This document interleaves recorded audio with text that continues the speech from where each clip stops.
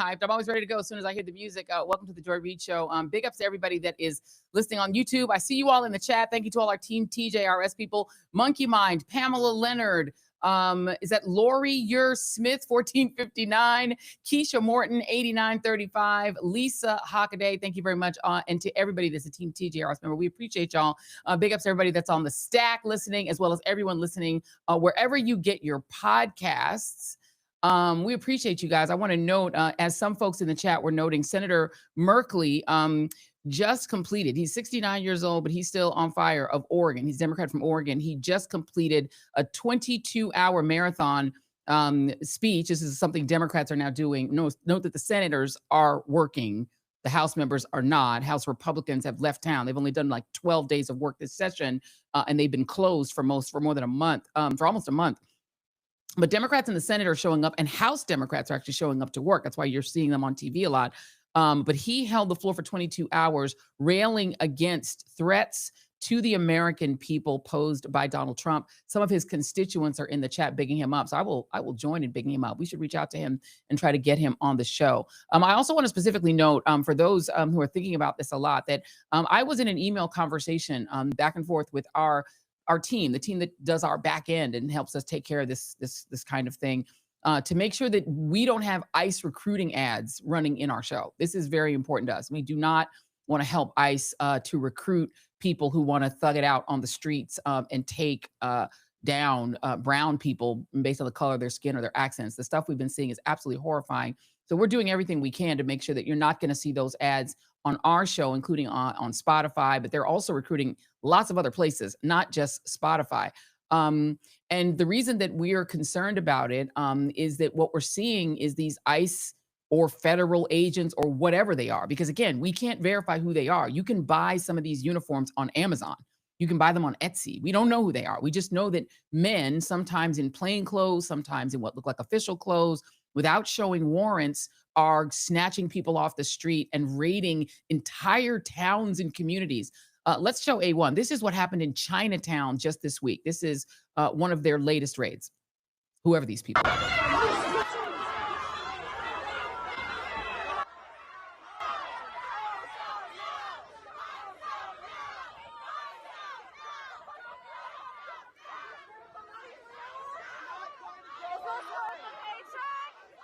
I mean, this is crazy. It looks like a war zone. If you didn't know any better, you would think this was a country in the middle of a civil war. That's actually, excuse me. That's actually crazy. And you're seeing the community step up and say, no, no, no. We don't want you in our community. You see this happening? Sorry. Getting a little sick, I think. This is crazy. This is Chinatown, where normally you'd be going for like brunch or dinner.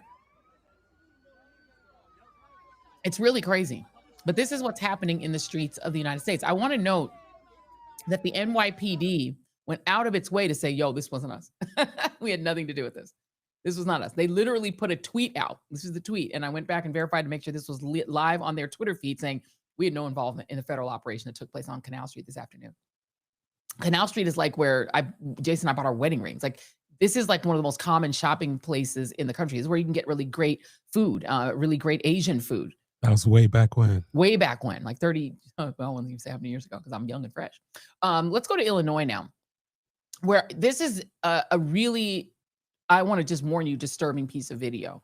Because what he is yelling, what you're going to hear this man yelling in Spanish is, I can't breathe, which of course were the last words of Eric Garner, who was choked out by police in New York City. So this is A3. This is what happened in Illinois. This is not in Chicago.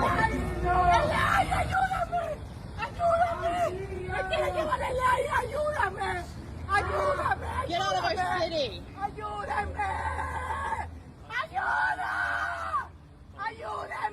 He's screaming help. At the light, turn left onto Northeast MLK Jr. Boulevard.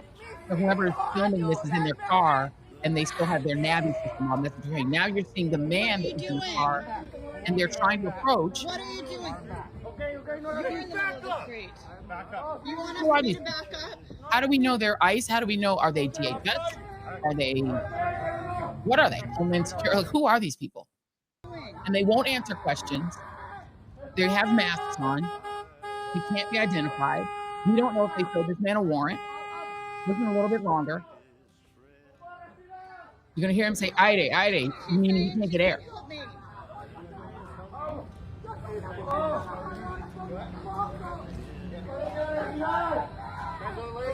Back up. Get back. Who are you? Get back. On the curb. Who Stay are back. you? He's just using his loud voice, and it says police on it. I guess it's police. Are they local? Who are they? I don't know. I'm gonna stop now. If you go around the other side, the man starts yelling over and over again, "Okay, boss. Okay, boss. Ide, Ide, Ide." He keeps on saying he can't breathe. He keeps saying he can't breathe. Listen just a little bit longer. I know this is disturbing. I apologize. But we have to see it. Like, we have to witness this, right? We have to be witnesses to this. Okay. He keeps saying, "Ide, Ide."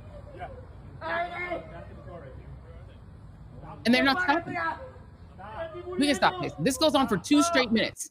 This goes on for 2 straight minutes of this man. If you want to see the full video, it is on my Instagram feed. He can't breathe, and he's saying, "I can't breathe," for 2 straight minutes. That is how Eric Garner died. Y'all realize that, right? That's what's happening to that man. We don't know what happened to him. His family member is in the car screaming. We don't know who she is. And this could be a killing. This could be a George Floyd situation that they're setting up in cities all over the country. I want to play you one more thing. This is a compilation of the brutality that these people, again, are they ICE? Are they, what are they? Are they Euro tobacco and firearms? I don't know who they are. Here they are committing the same kind of violence against women, including pregnant women. All over the country. Smashing cars where their children in the car. You guys cannot take her. This is evil. Why? It's illegal. Look. It's pregnant. It's pregnant. You see that? They're smashing windows. There are children in these cars. Drag them out. Then they're going to drag people out of their cars. They're smashing You property. can't do that. How is this legal? Where are the warrants? This is terrorism. This is terrorism. So no, we don't want to help y'all recruit more people who want to do this crap, who want to do this evil and commit it against their fellow citizens. We have no interest in being a part of it. And we're also not the same kind of Christian. We are not aligned. If you're down with this, you and I can't be friends. We can't be friends. We're not aligned. We're not the same kind of Christian. Okay, because this is anti-Christ. This is anti-Jesus. This is anti-immigrant. It's anti-everything America claims that it is. This looks exactly like what you used to call the third world. America is now the third world. And I want to know that according to Rolling Stone, and I'm just going to show the headline here. I'm not going to actually show you the whole thing. I'm just going to show you the headline. If a dystopic voice is asking you to fulfill your mission of rounding up undocumented immigrants has snuck its way onto your streaming airwaves, you're far from the only one. In the last month, online users have reported seeing and hearing an increased amount of recruitment advertising from the Department of Homeland Security on streaming services such as Pandora, Spotify, and Max, and even during September's MTV VMAs. Just reading a little more, the new advertising push, which has faced intense online backlash, has followed the Trump administration's investment of $30 billion with a B of your money to hire at least 10,000 more deportation officers by the end of the year, according to the Associated Press. You took an oath to protect and serve, to keep your family, your city safe, the narrator says in some advertisements targeting local police officers. But in sanctuary cities, you're ordered to stand down while dangerous illegals walk free. Illegals is the name for brown people, the N-word. To me, that's just the N-word for brown people.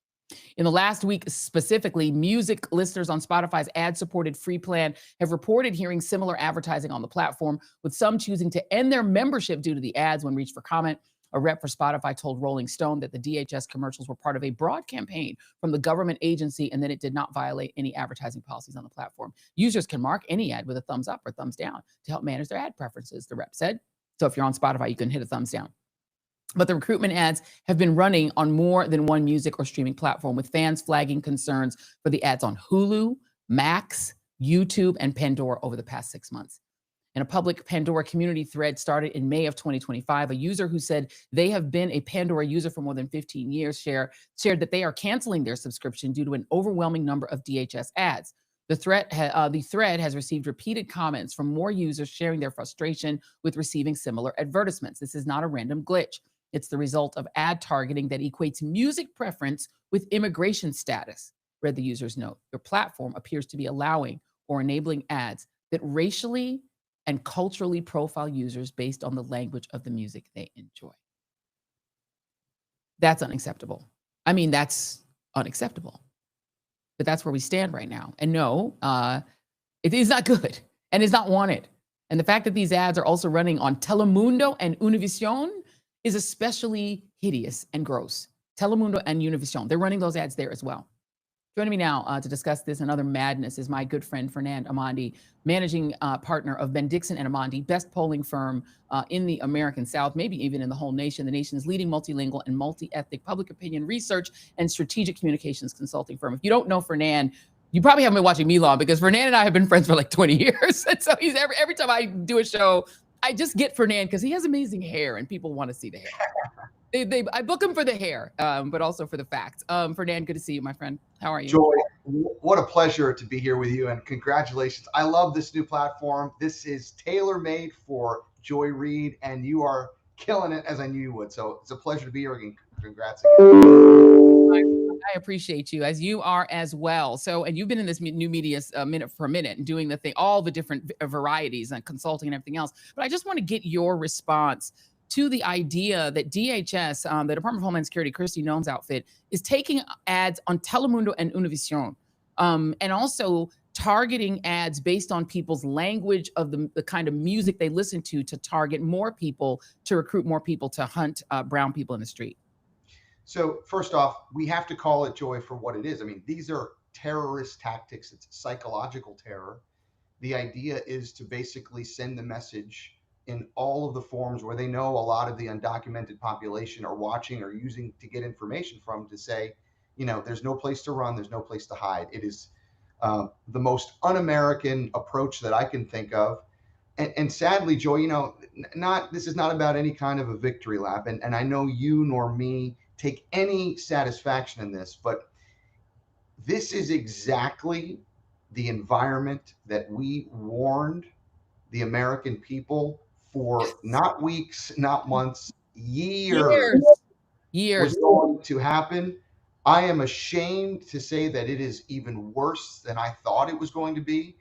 I did not expect this blitzkrieg to be running ahead of the Nazi pace in 1933 Germany. I mean, this is astounding how quickly they are doing it. I mean, forget the Reichstag fire. They are literally taking, as we speak, the seat of our executive government is being bulldozed to the ground. The East Wing, I think they probably finalized that in the most illegal of acts. So, you know, when you go back to what you're talking about on Univision and Telemundo, it's all part of a psychological terror campaign to live and get inside the American people's heads and say very clearly, the world has changed.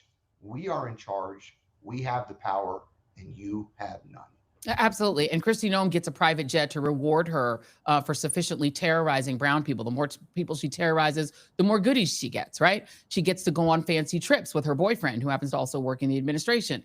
She gets to travel around and do cosplay in front of chained prisoners in El Salvador. She's living her best life now. To her, this seems to be a TV show. They're buying buildings in Chicago so that they can have somewhere to pee, because the smart restaurant owners are like, you cannot eat here. You cannot pee here. You cannot come in here. Stay out. Y'all are for the pre-Civil Rights Act world. You got it. You can't come into our restaurants. And they're doing all of this, Fernand, while literally in another, week, people's food stamps are going to run out. Literally, because they will not reopen the government and allow our health insurance premiums to be re-extended. So Trump has closed the government, and people's food stamps are going to be zeroed out in a week for some people. I mean, this is classic authoritarian regime behavior, right? There's nothing new here. If you think about it, you know, you said it earlier, and I know you kind of said it somewhat in jest, not really. They are living all of their best lives. I mean, this is the MAGA fan fiction that they were writing and dreaming about for decades, that they would one day be in a position where they would have total control of the government without any of the guardrails of the institutions or really the rule of law, to, in essence, bulldoze and impose their, not political will, their power, impose power over the body politic. And that's why you don't see any signs of them holding up. I mean, the Stanford experiment, we've heard about these stories for years. You give people like this power, there is no conscience that develops overnight. If anything, the power is a form of an elixir for them to keep doing more. It's going to get worse. Yeah. And they only respond, Joy, to power. And if Black and brown and the poorest, even if their own voters in certain parts of America suffer or lose benefits, they don't care. No. The ones riding point are living their best life. Right, and they're what they want, the power they want is cultural. They want economic power, of course. They all want to get rich. They're all grifting and stealing, but they also want cultural power. They hate the browning of America. They fear Latinos, even the ones who vote for them in Florida. People who are Venezuelan, very Republican. Venezuelan Americans, very Republican. Haitian Americans, pretty Republican. Cuban Americans, very Republican. But they even fear them, right? They don't want them because they fear being overrun. White conservatives fear being overrun demographically, and Black folks aren't a threat to that because we're 11% of the population and not really growing that much. But Latinos are super young, have on average more children. That's what they fear, and so they're willing to hurt them in any way possible, and they want to see them get hurt. This is the part I think people don't understand about authoritarianism. It's not just hurting the brown people; they want to watch it, right? They want to watch the torture. Well, because the watching of the torture accomplishes two things. It blames and goes after people that clearly they have no regard for. But just as importantly, Joy, and I know kind of as a student of authoritarianism, you know this too, they want the impact to be seen. In other words, it's important that people suffer so that others see that suffering as a mechanism and method of control. It's a psychological form of control, but they want people to see that if you get out of line, if you defy this regime, this power group, you are going to suffer the same fate as these people. So it's a control mechanism. Well, even if you do even if you cooperate, let's put Jason just put this up. AA. Let's talk about this for a moment. Our friend Marco Rubio. Well, you and I feel like we've been talking about Marco Rubio longer than anything else we've been talking about. And this guy is now, to me, he is to brown folks what Clarence Thomas is to Black people. He is a complete traitor to people who are Latino, complete traitor. Add up all the other stuff he's done. He is now basically sold out the Justice Department, the previous Justice Department before Pamela Joe was in charge of it, which literally closed some cases against MS-13, this notorious gang that has roots in parts of Central America, but probably really more roots in the US. There was a group of them who turned state's evidence against Nayib Bukele, the only Palestinian right-wingers actually like, because he's a brutal dictator of El Salvador, the guy who runs the CCOT prison. They cut a deal to get him to open up that CCOT prison and take, in many cases, people with no criminal record. They'd had nobody had had any trials, even if they were criminals, hadn't had any trials. Take 250 or more men and throw them in CCOT, throw them in the trash, essentially. And to make that deal, Marco Rubio betrayed the Justice Department. They basically are sending people back to Venezuela who had cut deals against Nayib Bukele. I'm sorry, to El Salvador, who had cut deals against Nayib Bukele because they used to be working with Nayib Bukele. That's the little dirty little secret, right? He was playing games and playing ball with the gangs, and some of them told on him, and now they're going right back there. What do you make of Marco Rubio being willing to sell brown people basically to the person that they turned state's evidence against? Joy, not to get into the weeds too much on one of our favorite or least favorite subjects, however you want to look at it, Little Marco. For those of us who were there at the present creation of Little Marco, I mean, let me try and say this as clearly as I can. His career in politics begins on the selling out of his people. Very quick story. The way he becomes the Speaker of the House in Florida is by doing something that no one ever thought a legislator from South Florida would do. There was something called the district cost differential, which was the mechanism through which state funds were allocated to the more populous counties. As we know, the big population base of Florida is Miami-Dade, Broward, Palm Beach counties, and the students got more educational dollars proportionally. And that had been something in the legislature that had been for years. Marco Rubio said, I am willing to do away with this if you give me the votes to be Speaker, because the only thing that has ever motivated him is the quest for personal power. He is amoral. He has no soul. He has no ideology. Yeah. If Marco Rubio could be Secretary of State as a Democrat, he would do that as well. There is no soul there. So the fact that he sold out these informants that, destroyed not only their relationships with the government, but also probably put their lives at risk, if not ending them. To him, that's just the cost of doing business for the ambition machine that is Marco Rubio. I'm not surprised in the slightest. He's going to do more stuff like this, by the way. Yeah, ask Jeb Bush how loyal Marco Rubio is. He gave him the scepter. He hands him a scepter and declares him the future of the Republican Party. And then he's like stabbed him in the back. It was like stepping all over his body in order to become president. Let me play Rand Paul. I don't normally play a lot of Rand Paul, but I got to play this for you because I found this really fascinating because I want to talk about the bombing of these Caribbean boats. And the Colombian president has already said this is murder. But I want to play Rand Paul because the claim that's being made, the right suddenly loves the CIA. They love a good CIA operation. I thought they hated the CIA and the deep state. They love the deep state now that they're in charge of it. And they're claiming that they're bombing these ships in the Caribbean because they are narco terrorists and they're not going to arrest them and try them as narco terrorists. They're just going to kill them. They're going to do it Bibi Netanyahu style. Kill whoever you want. Outside of your own borders. They're killing them in the Caribbean Sea. Rand Paul is now blowing up their story that they're doing it because these are the people bringing fentanyl into the United States and that fentanyl is coming into the United States from Venezuela. Here is Rand Paul. Number one, there is no fentanyl made in Venezuela. Not just a little bit, there's none being made in Venezuela. These are outboard boats that in order for them to get to Miami would have to stop and refuel 20 times. They're in all likely going to Trinidad and Tobago, which is an island right off of the coast of Venezuela. So there's a lot of reasons to be worried about this. But number one is the broader principle of when can you kill people indiscriminately? When you're at war. That's why when we declare war, it's supposed to be done by Congress. It's supposed to be thoughtful. It's supposed to be debated. And we're not supposed to do it willy-nilly. And then when you have war, you just kill people in the war zone. And even then there are rules of engagement. But interdicting drugs has always been a criminal activity and a criminal anti-crime sort of activity where we don't just summarily execute people. We actually present evidence and convict them. And if I could, Jason, just skip to A15, because I want to now go into one of the specific people who was killed in these operations. Because again, Marco Rubio it isn't sufficient for him to just betray brown people. He got to throw the blacks in too. This is A15, Jason, let me know when you've got it. This is one of the people who was killed. Family members of a young man from Trinidad and Tobago says he was killed in a recent U.S. military attack on a boat in the Caribbean this week. The family says 26-year-old Chad Joseph was a simple fisherman. He went to Venezuela 6 months ago to find better work because he had relatives there. The family claims he died in a strike on Tuesday. Joseph's cousin, Afisha Clement, spoke out about her pain. Donald Trump take a father, a brother, a uncle, a nephew from families. Donald Trump don't care what he do, you know.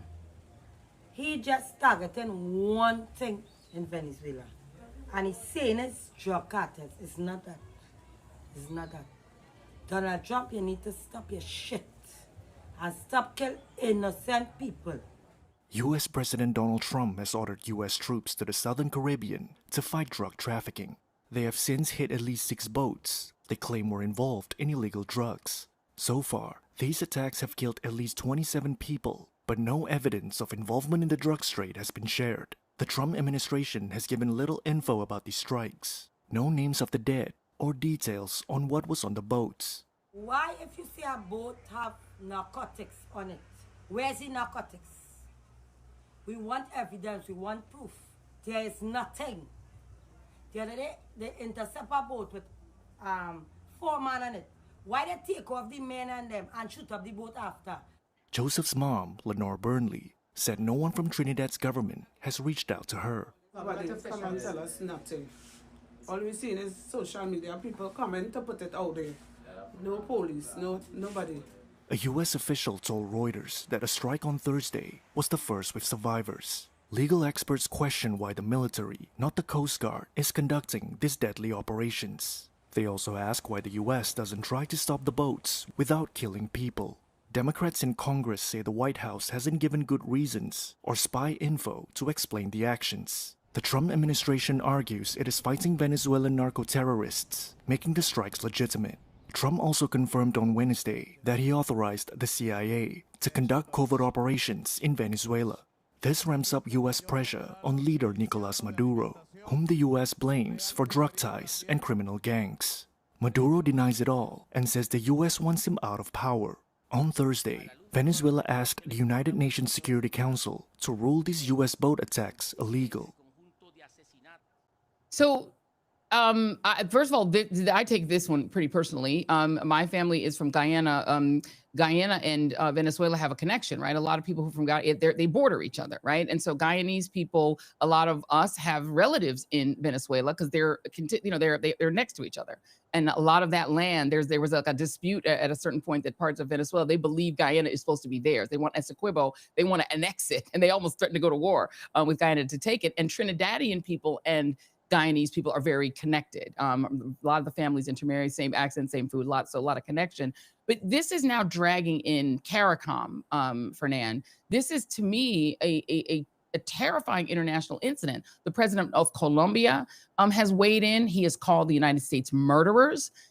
He has said that this was a murder. He has named some Colombian citizens who have been killed on these boats.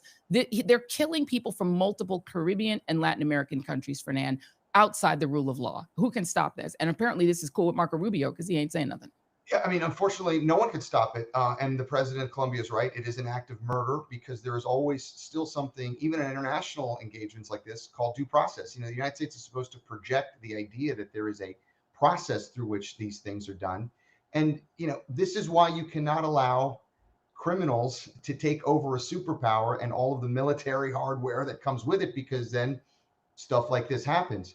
You know, just watching those videos, what's so stark to me about it, if they have the technology, which they clearly do, to track these fishing boats, all they need to do is allow them to come into either U.S. waters or off the coastline, have the Coast Guard intercept them, board, document the fentanyl, right, and the drugs on board, and then you can repatriate them or try these people. But there is no need for a lethal first strike like that. So, you know, unfortunately, I think this is the new normal. And this is why our allies around the world, and most importantly in the region, are reeling and saying, what do we do now if the United States, who we've historically enjoyed at least a trusted relationship now, is engaged in open seas murder without due process or any sort of legal pretext for these lethal actions? You can't stop it because you're going up against a superpower.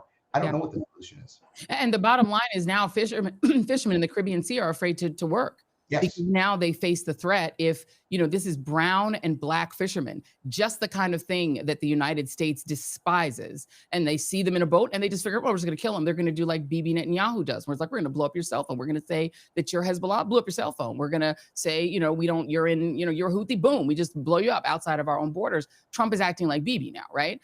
Except for one country, Fernand. There's one country he does seem to want to help out, and that's Argentina.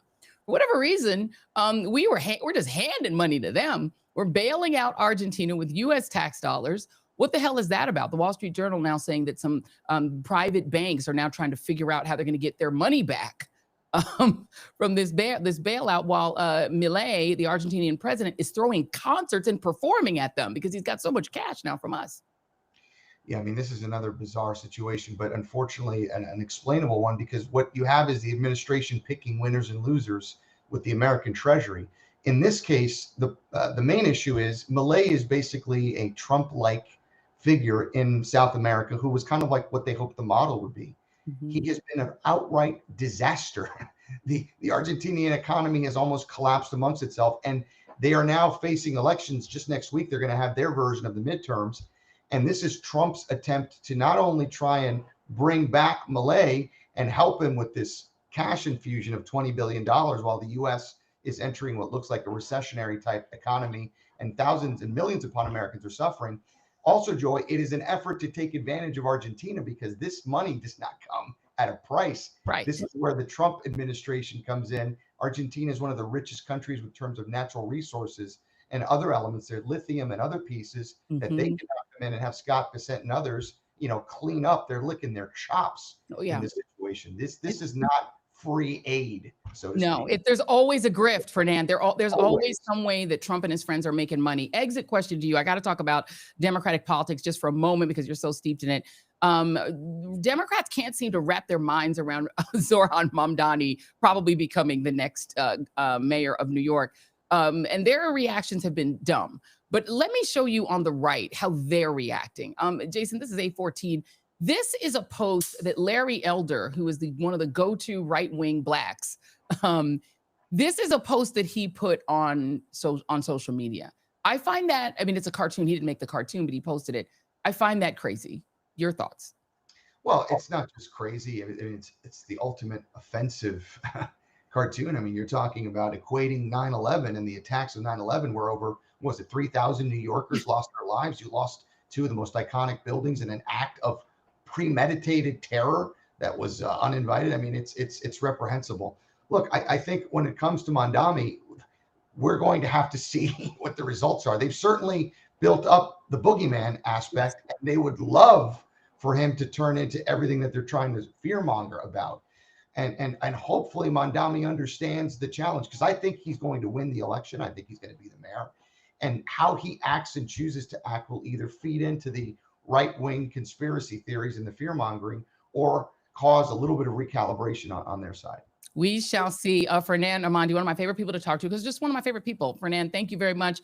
I appreciate you showing that there is some greatness in the 305. Don't hate on all of Florida. Some of y'all are all right. Much.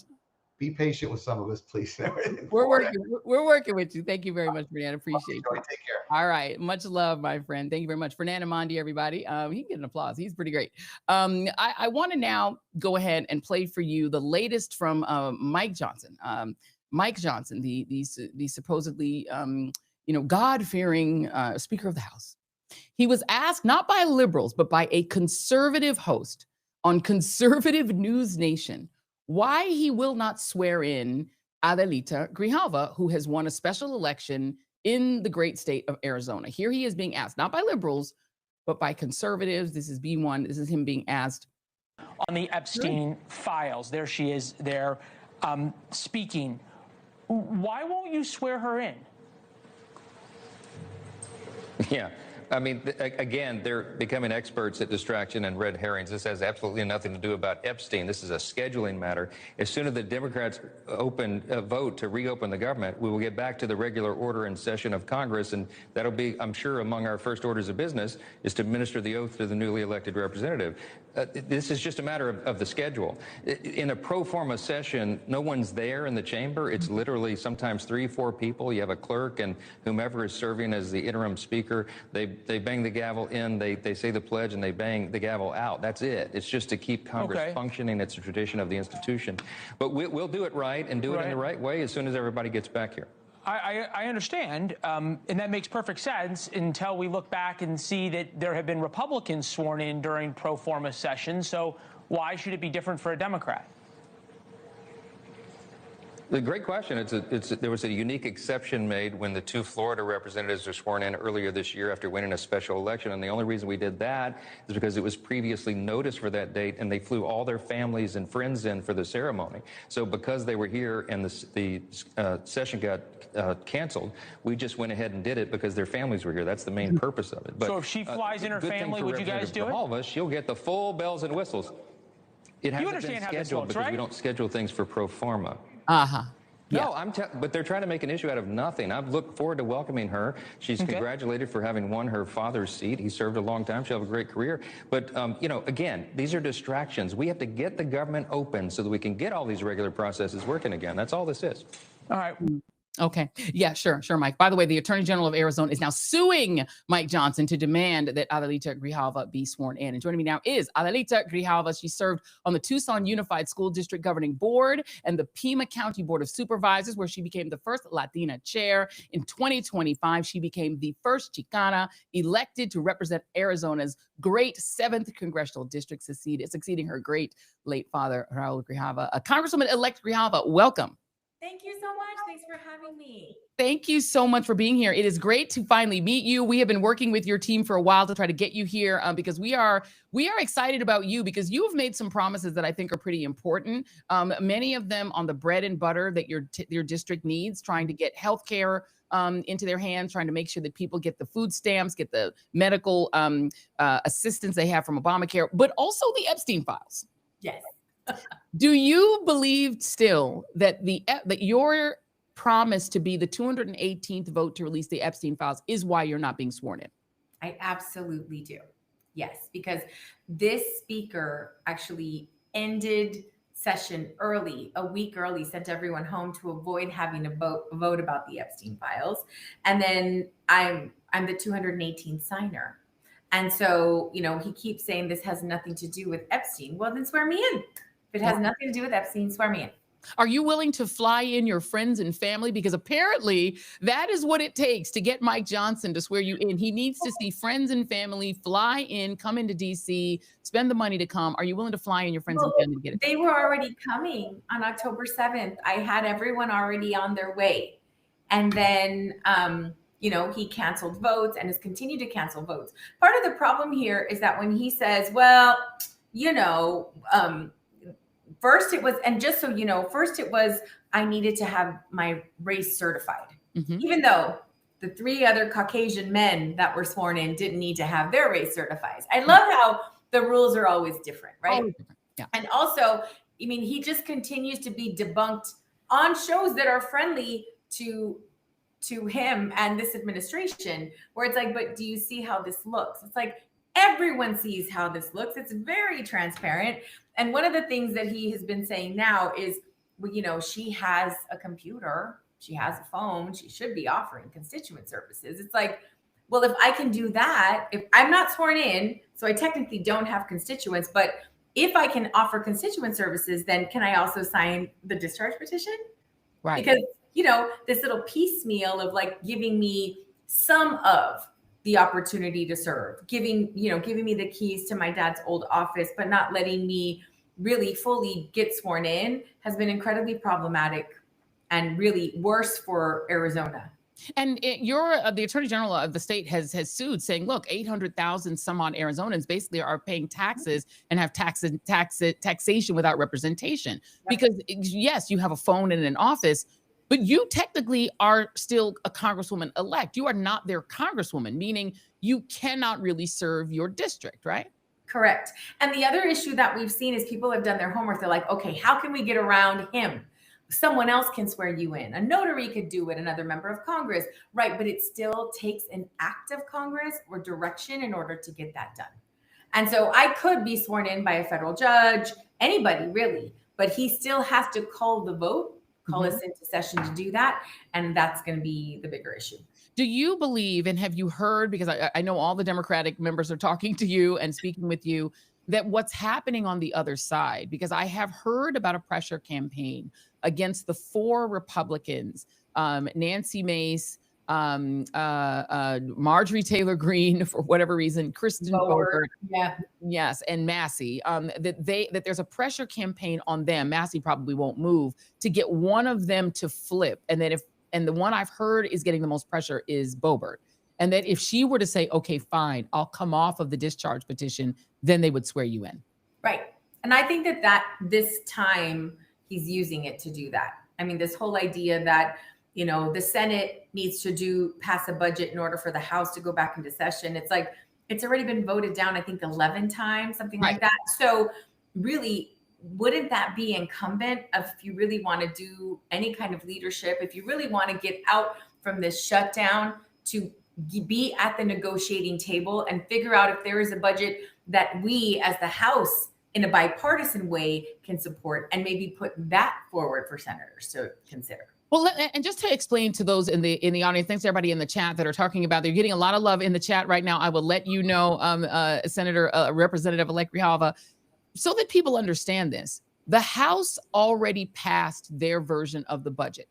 So that is done. There is, as House members and Republicans keep saying, they're saying our work is done. The Senate now has their version of this budget, and they have voted it down multiple times because it cannot get 60 votes because it allows the Obamacare subsidies to expire. Understand that. The House budget that Republicans passed on a party line vote with no Democrats signing on to it would let your Obamacare subsidies expire, when in the same exact body made the tax cuts that gave the super rich a tax cut. They made that permanent, but they're saying that your subsidies can't be permanent. And they have not also fulfilled some other things that people need, making sure food stamps are robustly renewed, et cetera. That's what can't pass the Senate. That has nothing to do with the House, right? That has nothing to do with you. Not at all. Has nothing to do with me. And the fact that, like, you know, some of the argument has been, well, you know, we're in a shutdown. Well, there was a whole freshman class in 2019 sworn in the middle of a shutdown. So it's literally every excuse that comes up is like really just that. It's so transparent. What do you think they're so afraid of in the Epstein? Do you have a sort of a speculation of what they're so scared of, what Trump is so afraid of that he's ordering Republicans to keep the Epstein files hidden, that he's gotten Kash Patel to change his mind about the FBI director being the one who could release it? What do you think he's so afraid of? You know, I think there were a lot of promises made by Trump, if memory serves. On day one, all of these things were going to happen, including the release of the Epstein files. And then I think he got into office and started looking, got a gander at it, and thought, maybe not. Maybe I don't want to do that. So I think that if he is not implicated, people very close to him are, supporters are, and he's been giving marching orders to do all that you can to avoid this coming out in public.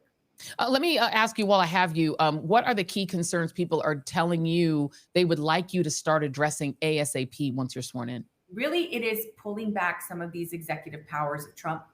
And, you know, the fact that he can just unilaterally apparently give humongous amount, I mean, just so much money to I mean, like, it's hard to even wrap my head around that amount of money. Be able to knock down portions of our people's house in order to, you know, build a ballroom that no one asked for, you know, declare war unilaterally. And so this is really the Congress getting back its power. Like, we hold the purse strings. He should be coming to us. And this is why the system is so broken right now. You have people around Trump that have pledged allegiance to Trump, not to the people of this country and not to the Constitution. Can you talk about the fears that you're hearing people express? Because you come from a very brown state, a state with a lot of Latinos in it, a lot of Mexican Americans, people who are indigenous people, who I've also heard are getting harassed because their skin is not white. What kind of fears are people facing, and what do you think Congress could do about it? So we have the 3 ports of entry with Mexico in Arizona CD7 with Arizona, where it's in our district. I have the Tohono Nation, the Pascuayaqui tribe. When you're driving down in, like, literally the highway that is my street to go home, I have Border Patrol and ICE literally at every mile marker, just sort of following people. Their level of harassment and fear is, I mean, you can taste it. And, you know, I was pumping gas with my son, and an unmarked vehicle with people jumped out wearing plain clothes, masks and bulletproof vests with no insignia. We don't know who they are, jumped out and were pulling a woman out of a car. I mean, literally people are getting kidnapped off the street. And, you know, we have ICE waiting outside of schools, elementary schools. And so, you know, the fear that we have and what people sent me here to do is fight for the people in our community that are literally afraid to take their recycle bin out of their home. Mm-hmm. Mm-hmm. Yep. Do you believe that this is an attempt at ethnic cleansing? I believe that ethnic cleansing is a very strong word. And I do believe that that's where we are. Like, what they're trying to do is eliminate anyone that does not look like them.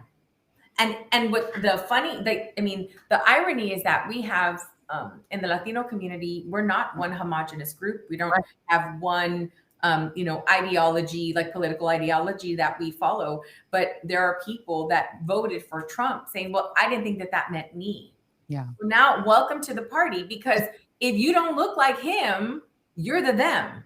Yeah. And we're the 99% of us are the them. And so when we had these No Kings marches, all I did is thank people for going out and standing up for those who can't be here, because our responsibility is to be as loud as we can and highlighting the injustice of what is happening in this country that I feel like we're in a twilight zone sometimes. Like, is this really happening? Yeah. Like, is the person sitting in the White House putting an AI thing out about just like pooping? I mean, we just can't wrap our head around like how this is happening to our country. And every day it looks less and less like the country that we grew up in.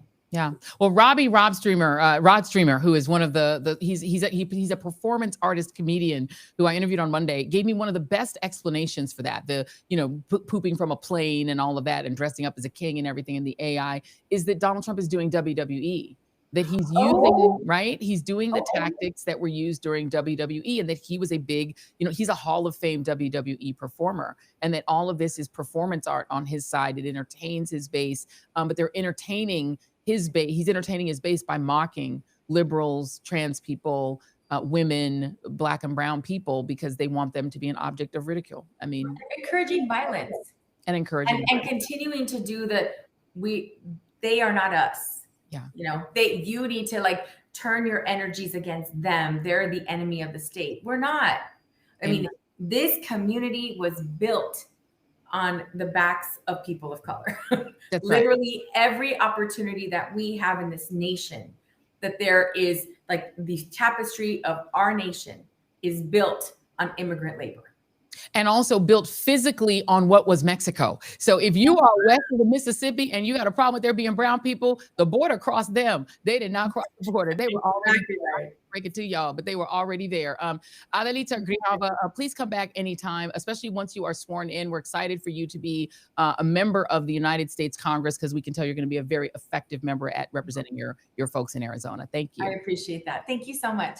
Thank you so much. Well, there she is, Adelita Grijalva, hopefully soon to be the 218th vote on that discharge petition, which, just to explain that again, is a petition that can be used by members of the United States House to overrule the speaker. So the speaker gets to decide what goes on the floor, but you can overrule him if you can get 218 votes, which is a majority, a simple majority. They can actually overrule him and force a bill onto the floor. And the bill that Congressman Massey is attempting to put on the floor, well, he's joining Democrats. It's really Summer Lee and Democrats. All the Democrats want to put this bill on the floor to release the Epstein files, all of them, release everything that the government knows about Jeffrey Epstein's pedophile ring.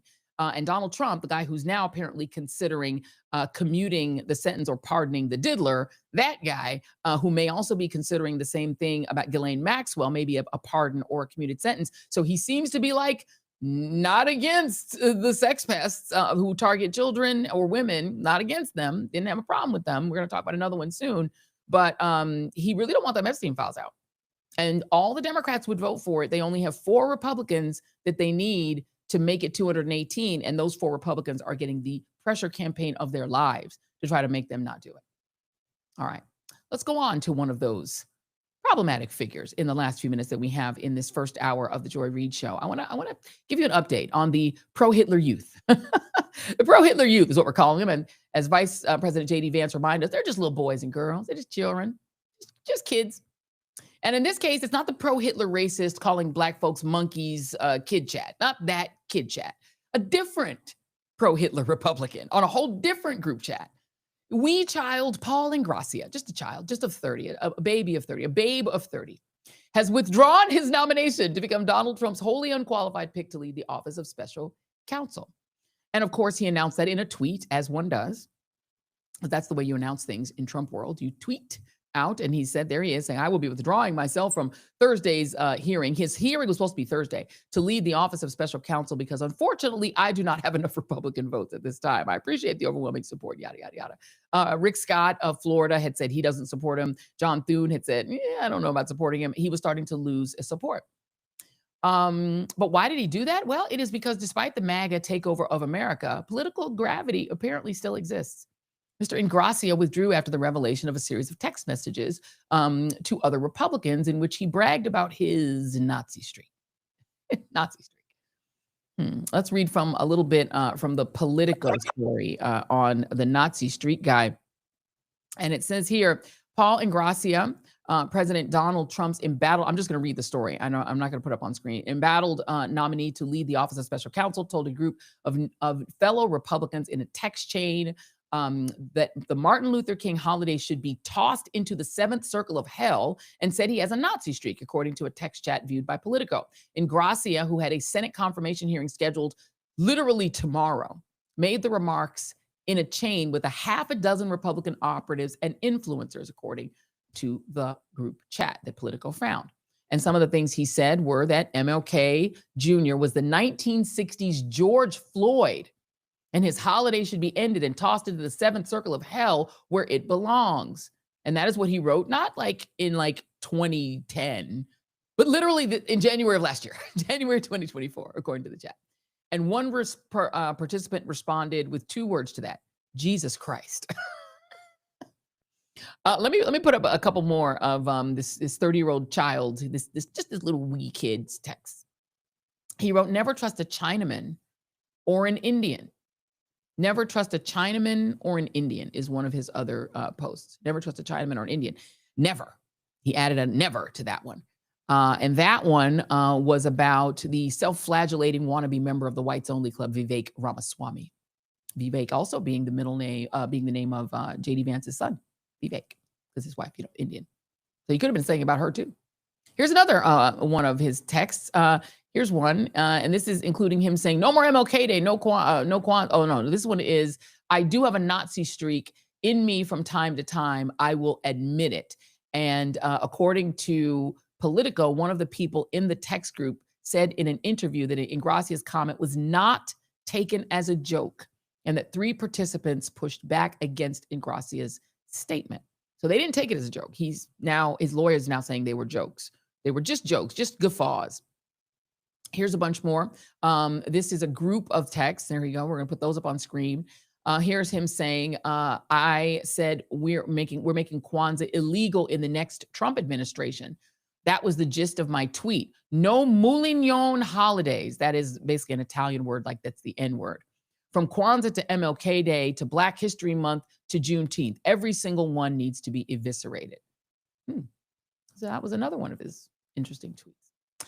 Now, he did have one person who was willing to support him. The Republicans all were like a little bit squeamish about him, but his mom, your mom is always going to back you up. I got to read you guys this. This is from an article about the mom saying she still got his back. And then, she wasn't going to let her son go down easy. This is, let me go ahead and pull this up. I'm going to read it to you guys. I do not have it up on screen. This is Not Us, which is an independent media outlet. And they have posted this story about the mom's attempts to get her son through. And here's what it says. It says, Donna Gallo Ingrassia, a New York-based real estate agent, tried to confront the top Democrats on the Judiciary and Oversight Committees, Representatives Jamie Raskin and Robert Garcia, respectively, he's been on the show, to defend her son at their offices in late June, according to multiple sources familiar with the situation. The attempted confrontations followed a letter that Raskin and Garcia sent on June 26 to the leaders of the Senate Homeland Security Committee, Republican Senator Rand Paul, we played a little earlier, and Senator Gary Peters, a Democrat, where they expressed their grave concern regarding President Trump's nomination of Paul Ingrassia to head the U.S. Office of Special Counsel. This is actually really a big job.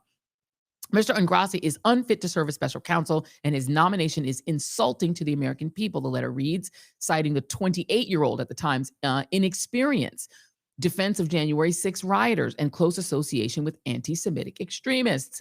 Ingrassia's mom took issue with the letter, and 4 days later showed up.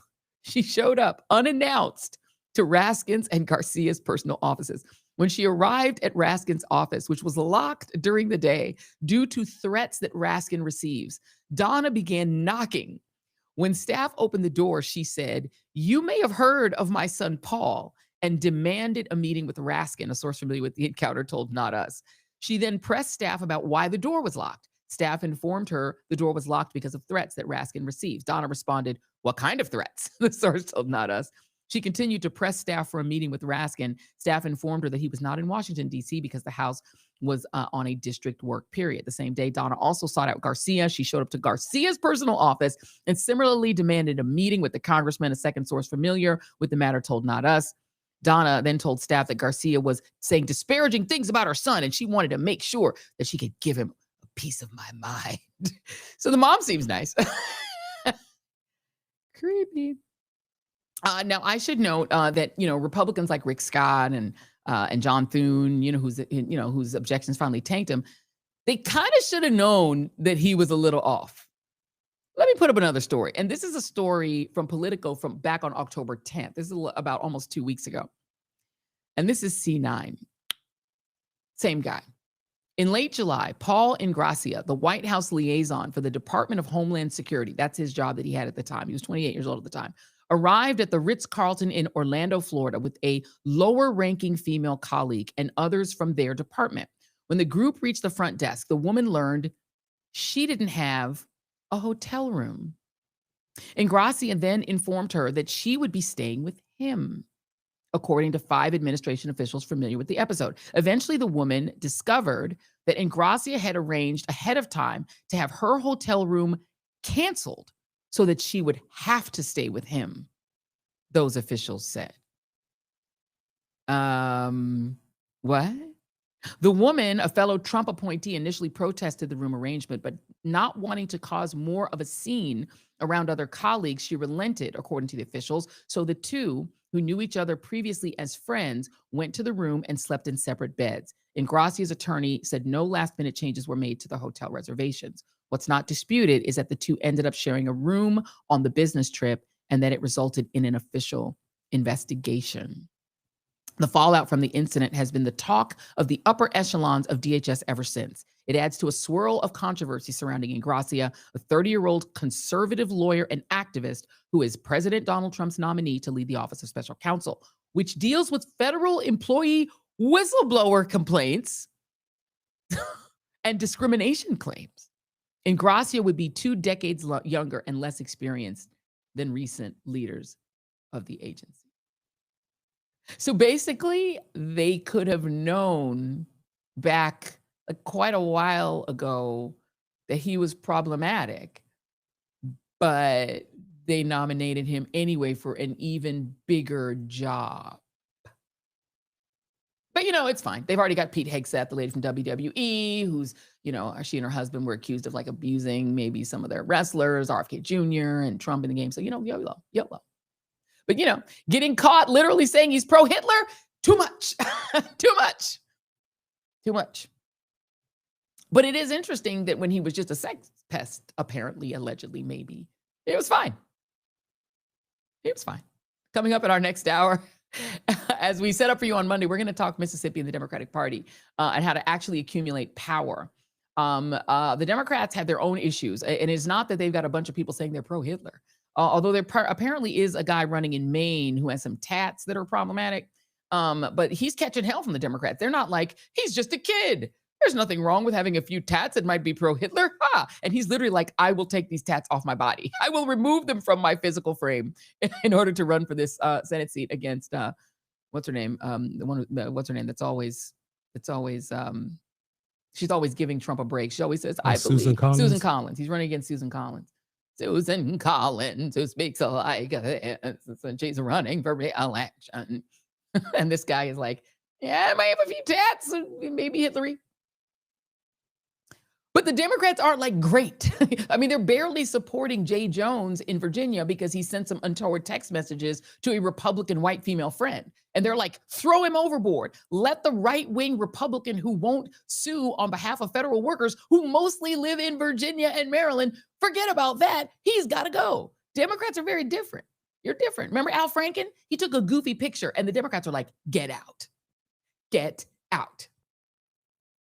Even though we need your votes really desperately in order to have 60 votes in the Senate, go. Be gone. They couldn't get rid of him fast enough. This dude in Maine is probably cooked. You can't have Hitler tats in the Democratic Party. They will throw you out. But on the Republican Party, they're like, yeah, maybe he made a subordinate stay in the hotel room with him, but let's give him a promotion and see how it works out. He's just a kid. He's just a boy.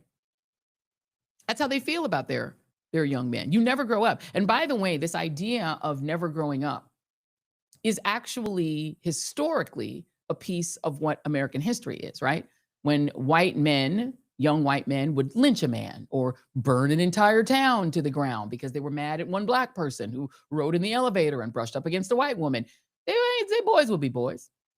It's not really a crime. They never really adjudicated it. It was never criminal. They're just boys. They never grow up. They never grow up. Kyle Rittenhouse, just a kid. They're just boys. All right, let's get into hour 2 of the Joy Reid Show. The chat is on fire. Thank you all for being here in the chat. We're appreciating everyone who is hanging out in the chat. And it says here, let me read one of these chats. And it says here, Nate Jordan 9723 says, I hope Trump doesn't change the law to get another term. I have to tell you, they're talking very seriously about Donald Trump serving a second a third term. And he, by the way, calls himself the 45th, 46th, and 47th president. He already believes in his, declining brain that he was president at the same time Joe Biden was president, which is why he put up a poster of just a auto pen in his Hall of Fame in the White House that he's created, in the tacky White House that he's turning into a gold-gilded discount Mar-a-Lago. We're going to talk about that this hour too. But let's get into it. Let's go ahead and get into it. Welcome to hour 2 of the Joy Reid Show. Thanks to everybody in the chat about him changing the law, Donald Trump, to stay in power. They're already talking about this. Steve Bannon and others are already talking about scenarios wherein he could stay. He's not leaving, by the way. He's not leaving. They're going to try to find a way to keep him in. He keeps putting out these memes: Trump 2028, Trump 2032, Trump forever, right? And he does want to stay because he's making so much money. The grift is so good. Why? Let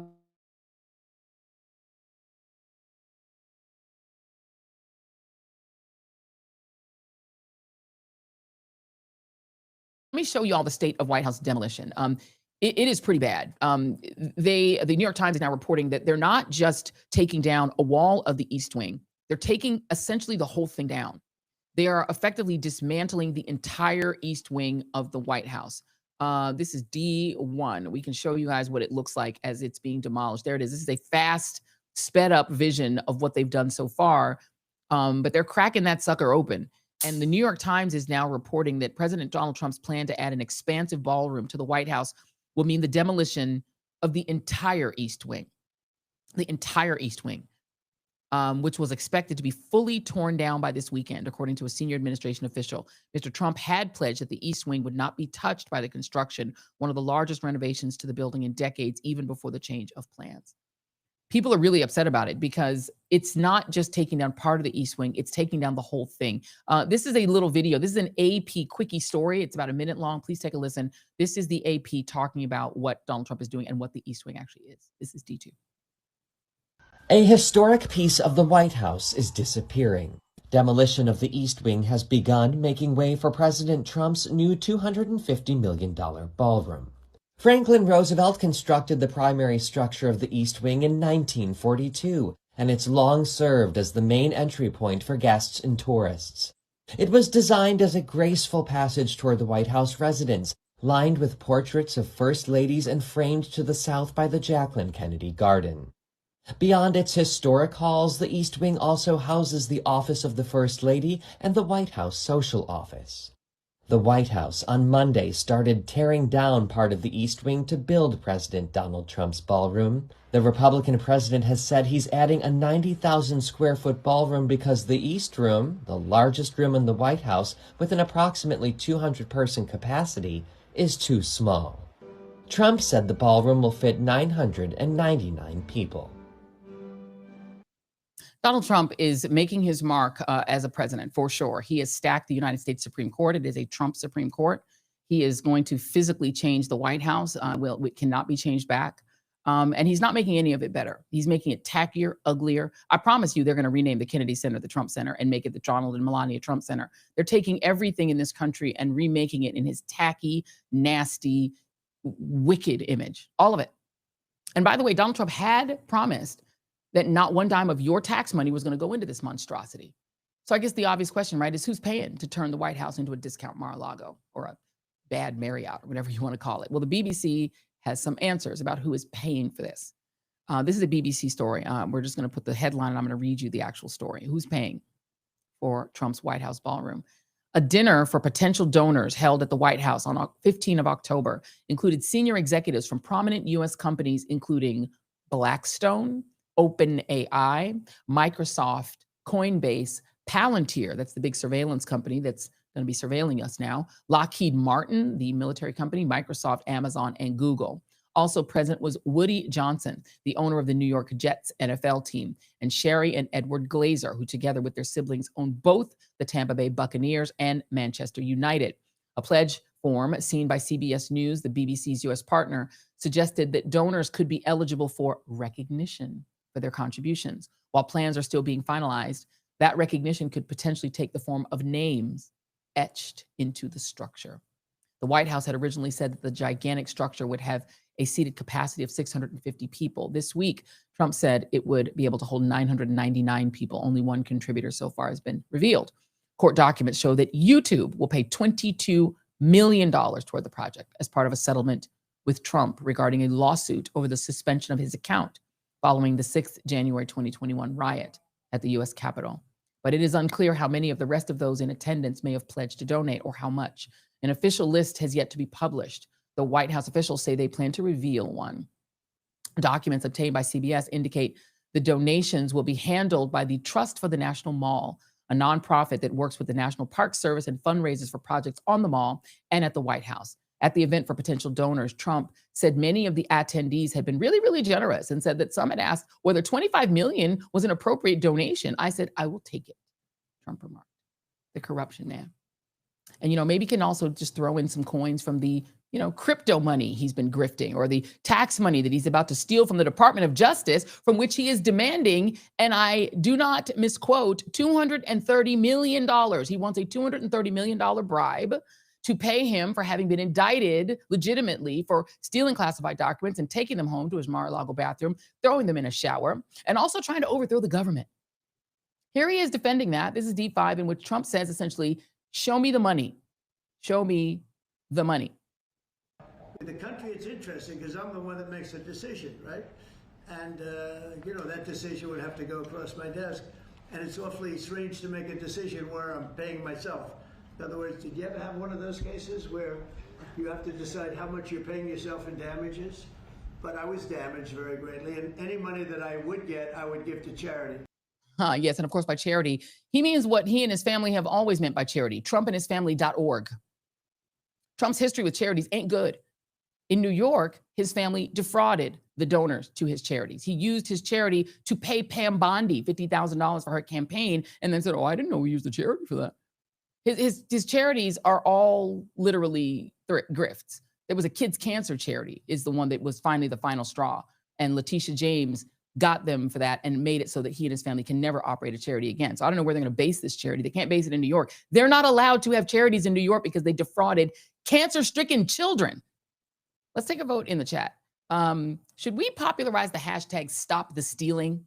I like hashtag Stop the Stealing, because they're literally stealing, and they're using corporate collusion to try to bankroll Donald Trump's dreams. Real Talk 7685 says in the chat, corporate collusion is being dressed up as the free market. Politicians are their salesmen, and religion and racism are their control levers.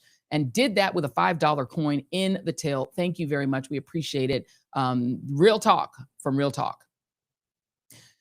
And what you would need in a situation where you have a grifting, stealing, thieving president, self-aggrandizing by erecting monuments to himself. Remember the Arc to Trump? That's also being paid for by you, or maybe some rich donors and billionaires.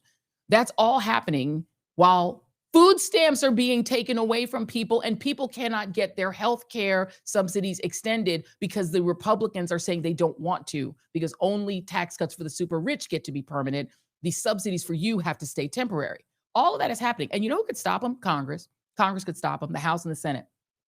But they're operating instead of like a real Congress that cares about its own power. They're operating like the Russian Duma. Republicans actually joke that the House and Senate, controlled by Republicans, are the Duma. And that is the Russian parliament, which basically just rubber stamps whatever Putin says. And to change that, Democrats would need to gain control of the House and the Senate in next year's elections. Now, presuming we even have free and fair elections next year, and that our occupied blue cities even get to vote at all. And they're going to have to look, if they're going to win, they can't just look in New England.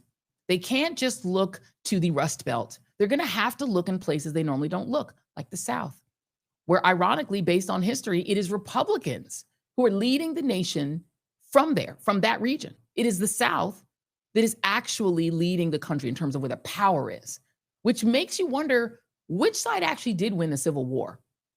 I want to play you guys a clip from a recent podcast.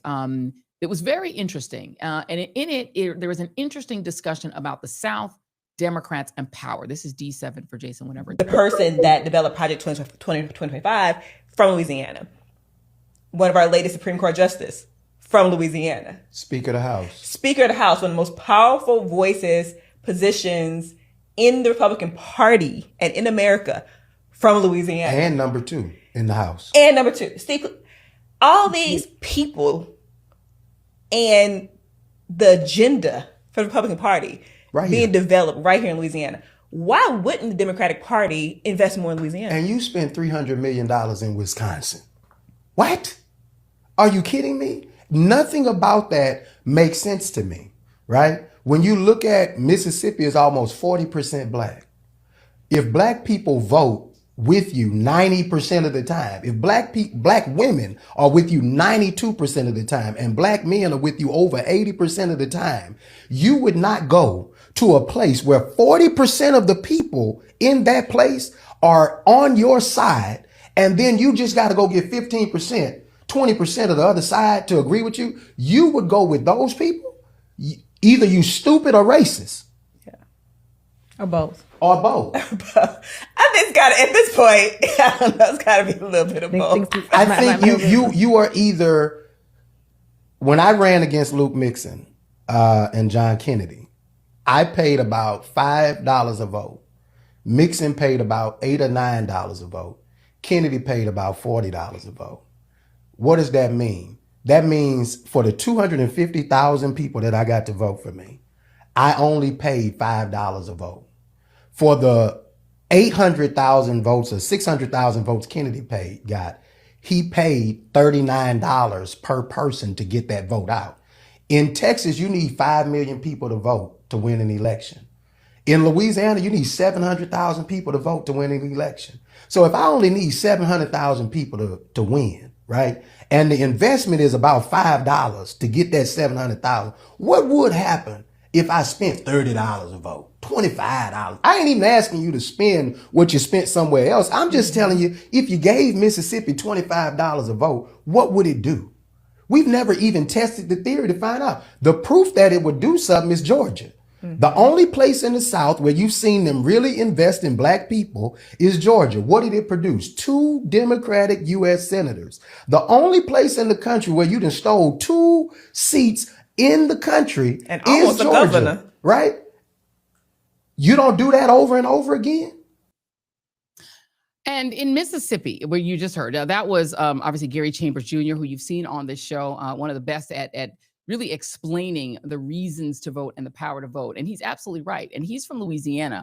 But Mississippi is the exact same story as Louisiana, right? Yes, the origins of the power, or the sort of seat of power in the United States right now, are Southerners. Mitch McConnell's from Kentucky. Mike Johnson is from Louisiana. You go on and on. It's like the South won the Civil War. And in Mississippi, as I reminded you on Monday, I want to show you once again one of the 2 senators from apparently the part of the country that won the Civil War, because they control our textbooks, they control our politics. They are now grabbing the cultural control of the country. They are banning abortion and about to do it nationwide. Let me play you Cindy Hyde-Smith. This is one of the 2 United States senators from the state of Mississippi. This is DA.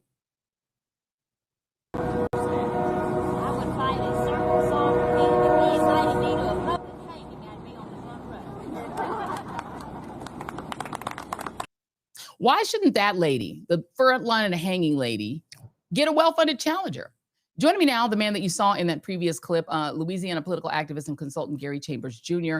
And I want to also bring in local Mississippi District Attorney Scott Colom, who is running against Cindy Hyde-Smith for the United States Senate. Thank y'all both for being here. Thank you for having me so much, Joy. Absolutely. Gary, my friend, I want to let you start, because what you said about the relatively cheap cost of supporting a Democratic statewide candidate in the South was kind of mind-blowing for me, because I think that people think it's any money that is spent is a waste of money. I think that's how Democrats think. Why are they wrong? I think they're wrong because if you look at Louisiana, without the national support, you had a governor that was elected in the state of Louisiana twice because of the power of the black vote. Over 50% of the voters who showed up to vote for John Bel Edwards in 2015 and 2019 were African-American voters. When you look at the power of the black vote in Louisiana, it has been underfunded and underrepresented, but still, when there has been a boogeyman on the other side, the black voters in Louisiana have stood up. They defeated David Vitter. When David Vitter was up against John Bel, they defeated Eddie Rispone, who was a Trump-backed candidate and a bit multi-millionaire from Louisiana.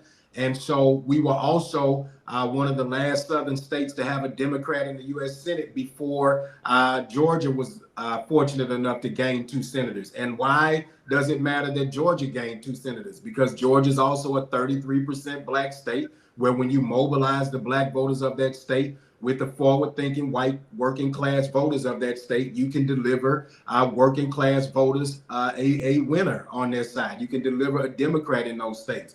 And so there's proven results in these places.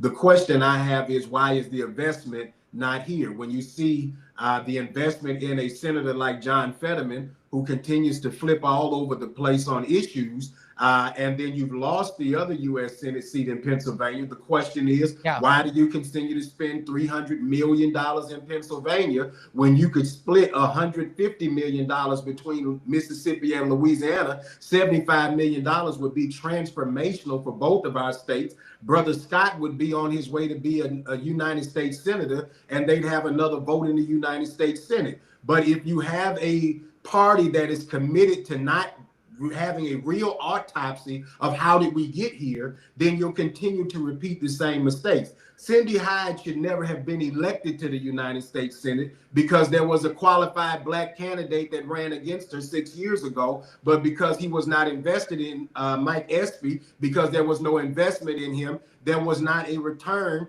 for the voters of Mississippi. And when you ask, where are all the problems coming from in America? They're coming out of the Deep South. The author of Project 2025, born and raised in Louisiana, graduated from Louisiana, University of Louisiana at Lafayette, studied Reconstruction in Louisiana, Speaker of the House from Louisiana, number 2 from Louisiana. But here's the thing, when you look at the state rankings for Louisiana, Joy, and this is where I get kind of boggled in my mind. We rank number 50 in crime, number 50 in the economy, number 46 in education, number 46 in fiscal stability, number 44 in healthcare, number 48 in infrastructure, number 49 in natural environment, and number 46 in opportunity. You letting the people who create that mess and lead at failing decide what happens in the rest of the country, and you're wondering why people aren't going to get their benefits next month, when you're wondering why they don't care about your health insurance today, because these people have never been working for you, but they're good at rhetoric, they're good at talking points, they're good at podcasting, and they're very good at lying. And we have been too busy trying to be a moral party instead of recognizing that we're fighting dirty ditch diggers, and we should get in the dirt and fight them like that. Yeah, and I'm not sure how moral it is to not have passed living wages when Democrats had majority. I'm not sure how moral it is to have left Build Back Better on the floor and only pass infrastructure, which Trump can now steal all those projects and slap his name on them. If it's a truly moral party, they should be every day screaming about fair wages. They should be screaming about food stamps, benefits going away. People are going to go hungry literally in a week, right before Thanksgiving. We're talking about people really being literally hungry. I want to, and to your point though, Gary, I want to just show some numbers because I do love a good number. I love a good chart. We played these the other day, but I want to put them up again. This is the 119th Congress. Okay, this is D9. There we go. Republicans have this majority, a 53-45 majority. Now, what this takes into account, there are 2 independents who caucus with the Democrats at the moment, one from Vermont. And of course, you have, after J.D. Vance left the United States Senate to become vice president, there's now there's a lot that's moving around, but Democrats have to fight their way up from just 45 seats. All right, let's go to the next chart here. This is one of my favorite things is 270 to win. Look at this, y'all. I just want you in the chat to take a look at where the power can be stolen from. There's not a lot in that blue upper northeast area where Democrats are going to have to go if they want these seats back, if they want back control of the United States Senate. They almost have no choice but to go south because there's really not that many other places to go. They're not going to win a seat. They already lost a seat in Montana. Not a lot of places to go, but where all the black people are is right in the South. Let's go to the next slide. That is where they are. Now I want to get specific once again about the state of Mississippi because we talked about this the other day and I want to do it again. These are the margins that Cindy Hyde Smith has carried thus far. It ain't really that wide. ran in what wound up being a runoff. She only got 41.25% to 40.9% for Mike Espy, who used to be the Secretary of Agriculture under Bill Clinton. There was a third guy, another Republican, who got 154,000 votes. Then it went to a runoff, and you can see how she did. She won 53-46. That's not crazy numbers. So it's not like she's that popular. And to Gary's point, she got less than 500,000 total votes in order to win. When she got reelected, she got about 700,000 votes. That, to just make it clear for y'all, that is around the size and slightly smaller than the district that Adelita Grijalva is being kept from leading. Her district, solo district, Jolanda Jones district, has more people in it than Cindy Hyde-Smith got in the entire state of Mississippi. Jolanda Jones district has more humans in it than all the votes Cindy Hyde-Smith got to get reelected. And that was a big win for her, 709,000 votes. Let's bring in Scott. I want to talk to you about your strategy. First of all, for people who don't know you and are not in your district or not served by you as their DA, tell us who you are and where you come from and why you're running. Thank you so much, Joy. I'm a seventh generation Mississippian. My wife and I, when we graduated from grad school, we both chose to move back to Mississippi to give back to the state that we love and the state that we want to reach its potential. And we've started businesses here. We raised our two beautiful daughters here. And in 2015, I had the courage to run against a 27-year incumbent. A race that a lot of people did not think I could win. I was running on criminal justice reform. Had the courage to say that we needed to prioritize violent crime and be smart on nonviolent crime. We needed to look at alternatives to incarceration for nonviolent offenders so they could have rehabilitation instead of incarceration. And I led with that message, and I was able to find the common values that Mississippians share, both Democrats, Independents, and Republicans, and was able to win by 53% of the vote and make history. And I was able to get reelected twice since then. And the way I see Cindy Hyde-Smith is, like a lot of leaders we've had in Mississippi, is that they use distraction and division to avoid accountability and results. I mean, you look at what's going on with the tariff policy. She's totally given away her voice.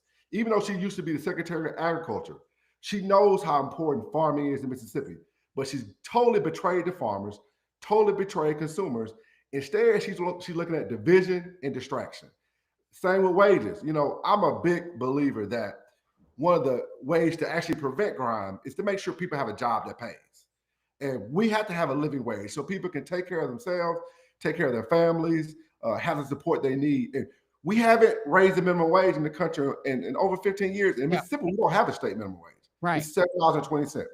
If you raise the minimum wage, then you're going to boost all wages. Well, Ty Smith is not going to do that, right? She's going to distract and divide. And the final straw for me, Joy, which was a total betrayal. She just voted to give people making over $600,000 a year a 3% tax cut, permanent. Yeah. Anybody listening out here, I can promise you, yeah, Mississippi does not have very many people that make over $600,000 a year. That's right. They live in New York, Boston, DC, California. And she voted to give those people a tax cut by cutting healthcare for 140,000 Mississippians and putting 8 hospitals at risk of closing. That means that small towns are not going to have a hospital. People are going to need to have to go to travel an hour and a half to get care. And that could be the difference between life and death. And she did that to benefit millionaires and billionaires. So they're already attacking me, Joy. That's the thing that Gary understands if he lived, from his work in politics. Republicans understand that these states are competitive. They realize that. And so out the gate, they had a minute ad attacking me. They had they had somebody tracking me. Every day they're doing Facebook posts about me because they realize she can't run on what she's done for Mississippi. How much money do you need to win? How much money would help you win? How much money would you need to beat her? I mean, I think if I could raise between $20 and $25 million, Mississippi is very, very competitive. I have a great chance to win. Now, that's nothing compared to what the Democrats spend in other states. That's nothing.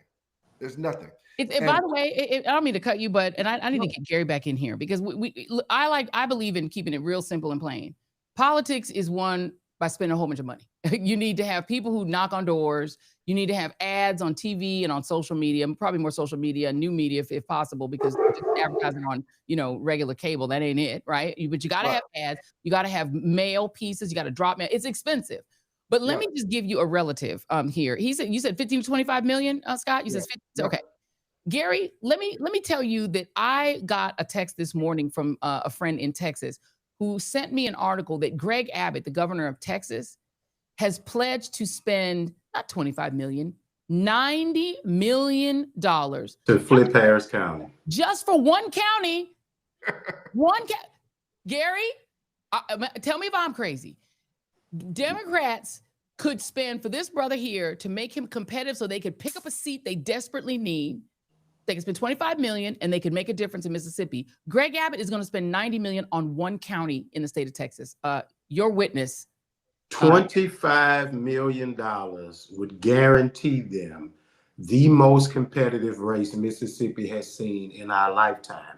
It would scare the shit out of Republicans. It would make them know that they would have to do something. There's 1 million black folks in Mississippi. There are 1 million black folks in Mississippi. They just showed you that you only need 480,000 of them to show up to vote. He only need to beat up by one. Okay, yeah.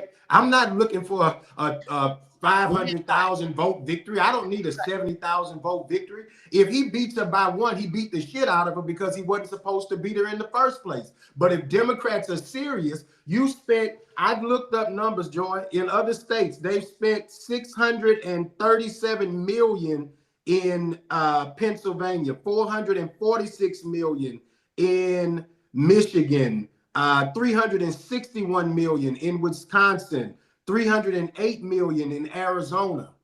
Black states do not see that type of investment. And the only candidates that have that are black are Stacey Abrams, Raphael Warnock, who has won, right? So that's a proof that if you spend $100 million on a black candidate, you have a higher probability of getting a return on that investment because they spent the same thing on Amy McGrath in Kentucky and she didn't win. She didn't win. And how many times have we seen where there's a white moderate who they prop up and that candidate has a ton of money, right? But then a black working class candidate that is proven through a track record of being elected has to come and try and justify why they should have the resources. The question becomes, do you want to win? Conservatives are showing you if they will dump $90 million into Harris County, they're saying we want to take it. We're serious. We want to take it. We want to find every conservative voter that we can in Harris County, and we want to mobilize them. What does that mean? It doesn't mean that Harris County becomes a magically blue county. It means that they moved more voters because they spent more money and they were more intentional about turning that vote. Are Democrats serious about turning that vote? And if you're not investing in Louisiana and Mississippi after the ass whippings that you've taken around the country, you are not serious. You are not serious. And for every black person that is in Chicago or in San Francisco or in New York or in any of these places, their grandmamas, their great aunties, and their great uncles are from Mississippi, Alabama, Louisiana. Look their roots up and they will tell you that is where my family is from. That's where and the connectivity of our suffering does not diminish because our family is somewhere else. Because what happens is the disgruntled black folks of the South become the largest echo chamber of America because 55% of black America still lives in the deep South. Scott Colom, I'm going to give an amen to that. It is not Sunday, but you can get an amen, Gary, for me on that. But Scott, for you personally, because most of the people I know who are from Mississippi have relatives in Chicago and vice versa. Almost everyone I know that is black that's from Chicago has a close relative, parent, grandparent from Mississippi. It's just Chicago and Mississippi are just linked together family-wise. I even think Mike Espy has relatives in Chicago. Do you have Chicago relatives? No, I don't. I have in Detroit. Okay. It's always going to be one of those Midwestern cities. But this is the point that I think Gary made that is really interesting, because if Democrats could think creatively, you could literally really get Chicago folks and Detroit folks who've got family in the South and say, let's do a campaign, call your grandmother, call your cousins, call your aunties, donate money, because you can't donate across state lines. If you could try to get the interest of to reconnect people, to say, hey, if you're in Detroit, you probably got a first cousin in Mississippi that you could encourage to vote, that you could get them to the polls, that you could encourage them. Talk about what your strategy is, because Mississippi is thought of as a very difficult state to win. There's a lot of rural parts of it. What is your actual campaign strategy?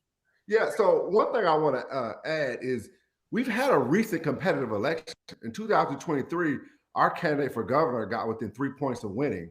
And again, he got a lot of his money late. Elvis's kin, right? Say it again? That was Elvis's family member. It was. And he got a lot of his money late. And one of the things I learned from it is, like you said, he had to spend it on TV. And the way to win these elections, I believe, is you got to get on doors and you got to get on digital. You got to reach people on their phones, and you got to reach relatives of theirs that maybe pay closer attention to politics, that can convince them that this vote matters. Because when people talk to me and they say, well, why don't black people vote in Mississippi? Well, what I ask them is, well, a lot of times the Democratic Party hasn't spent any money trying to get their vote. That's right. So if you're a voter and the party doesn't spend any money trying to get your vote, it's sort of rational for you to feel like they're probably not going to do anything if they get elected. Right. So, it doesn't take much to convince people to believe it, but it does take interest. Like, that's why it's so important that you had me on, Joy, because you're not going to believe how many people are going to be in Mississippi are going to think, I can't believe Joy Reid has Scott Colom on her show. That's right. They're so used to our candidates being ignored. Yes. By everybody, that it's important that we show people believe. And that's what Stacey did. She showed that people could believe in Georgia.